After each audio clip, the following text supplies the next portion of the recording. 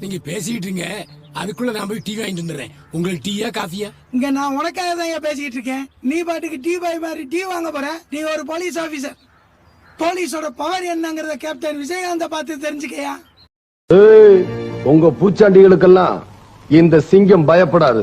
உறவுக்கு கை கொடுப்பேன், உரிமைக்கு குரல் கொடுப்பேன், தமிழுக்கு உயிர் கொடுப்பேன். வண்டிக்காரன் சொந்த ஊரு மதுரை, இந்த வண்டிக்காரன் சொந்த ஊரு மதுரை, சண்டித்தனம் செய்யலாம குதிரை